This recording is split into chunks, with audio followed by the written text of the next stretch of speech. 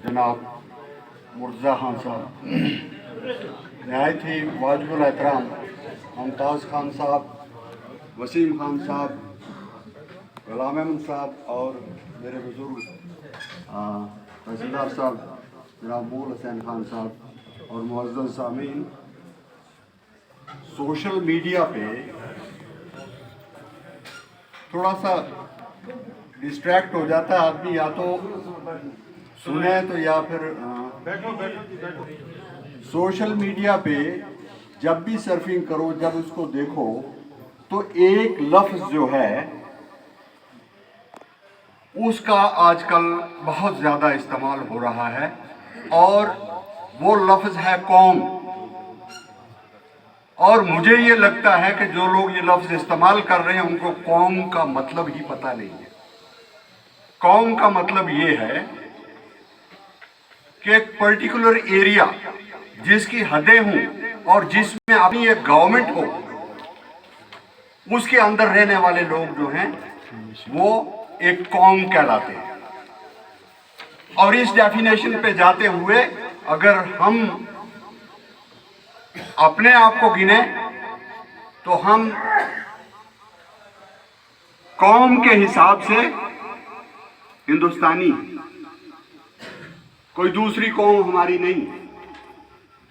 और मजहब के एतबार से हम मुसलमान हैं, लेकिन हमने क्या कर दिया कि गुज्जर को एक कौम बना दिया और पहाड़ी को दूसरी कौम बना दिया। और अगर हम हिंदुस्तानी कौम की हैसियत से देखें तो हमारी जिंदगी का जो बेसिक प्रिंसिपल है वो नॉन वायलेंस है। जिंदगी गुजारने के लिए बेहतरीन प्रिंसिपल, बेहतरीन असूल है अदम तशद्दुद। और अगर हम दूसरे हिसाब से देखें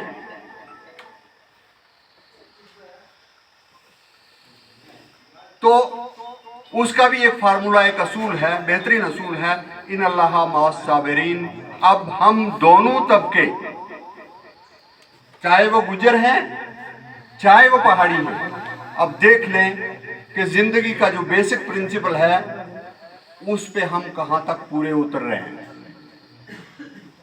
किसी ने एक इर्रिस्पॉन्सिबल स्टेटमेंट दे दी, action reaction, counter action, statement counter statement देते देते हम एक ऐसे मकाम पे पहुंच चुके हैं जिस मकाम पे हर बाशऊर आदमी, चाहे वो गुज्जर कम्युनिटी का है या पहाड़ी कम्युनिटी का, आज परेशान हो गया है। कल सुरनकोट में एक मुश्तरका मीटिंग हुई और उस मीटिंग में बशीर पसवाल साहब ने एक बड़ी बैलेंस स्टेटमेंट दी है और यही अपील की है कि भाई पहाड़ी और गुज्जर का कोई झगड़ा नहीं है, वाकई ही कोई झगड़ा नहीं है।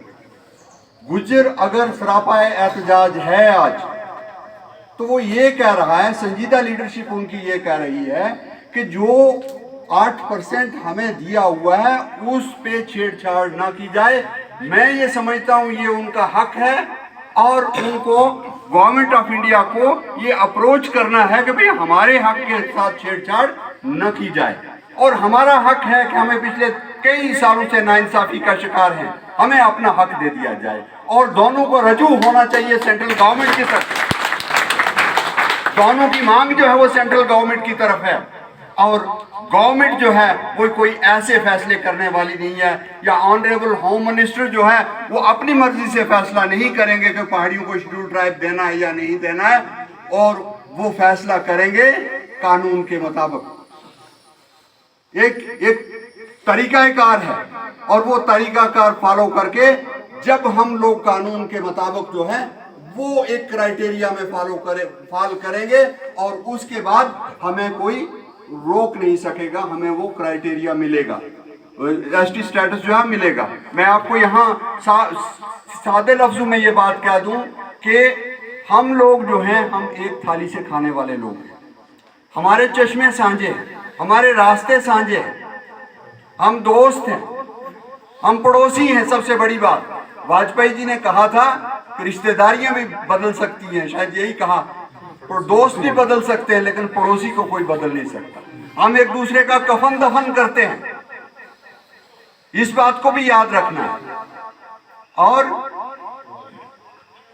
जरूरी बात यह है कि हमें एक अच्छा गुज्जर बनने से पहले, हमें एक अच्छा पहाड़ी बनने से पहले एक अच्छा ह्यूमन बीइंग बनने की कोशिश करनी चाहिए। एक अच्छा ह्यूमन बीइंग बनने की कोशिश करनी चाहिए, एक अच्छा इंसान बनने की कोशिश करनी चाहिए। तब जाके तख्लीक इंसान का वो मकसद पूरा हो पाएगा जिसको डॉक्टर इकबाल ने कहा था कि दर्द दिल के वास्ते पैदा किया इंसान को। वरना फरिश्तों ने तो कह दिया था खुदा को, इनको मत भेजो, ये फसाद करेंगे, ये फसाद करेंगे, ये लड़ाई करेंगे। तो पैगाम सुरनकोट से भी यही है। और जिंदगी रही तो सुरनकोट से हम एक आगाज करेंगे इस 4 तारीख के बाद।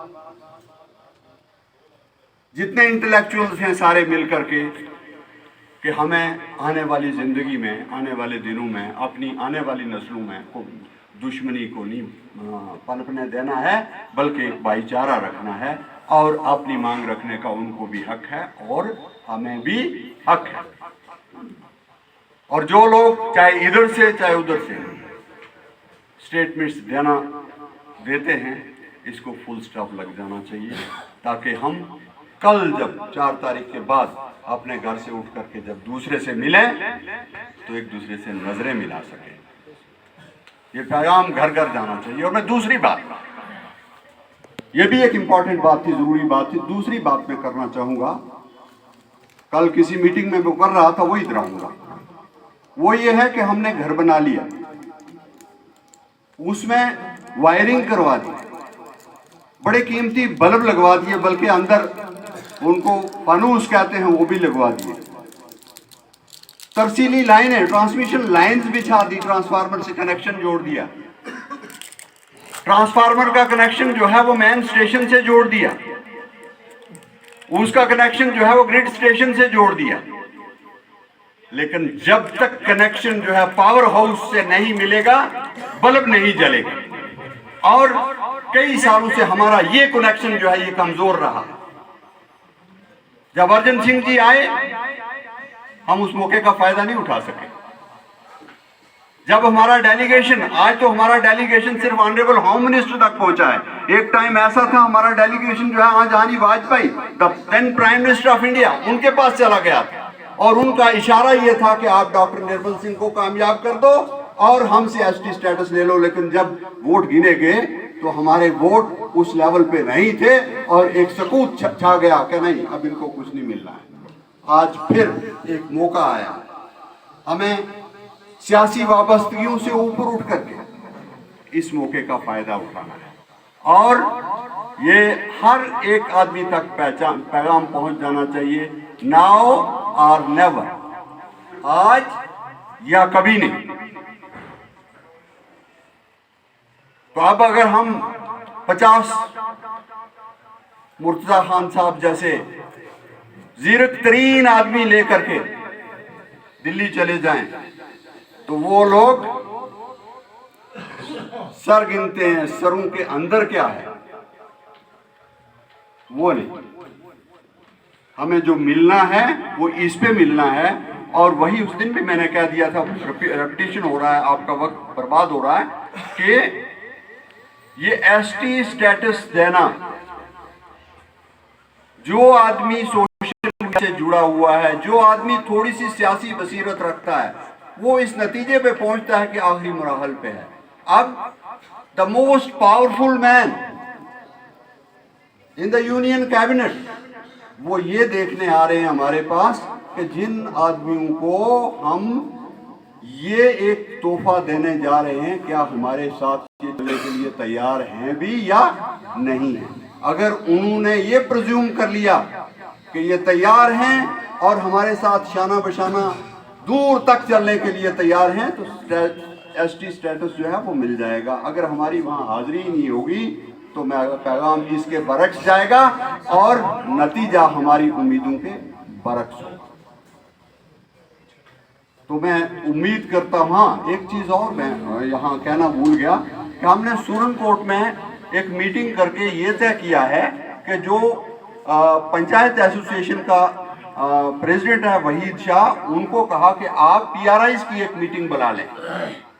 और कल वो पीआरआईज की मीटिंग वहां थी और उसमें हर सरपंच को और हर पंच को एक टारगेट दिया गया है कि आपको कितनी गाड़ियां चाहिए वो जो तहसील बॉडी है वो फराहम करेगी।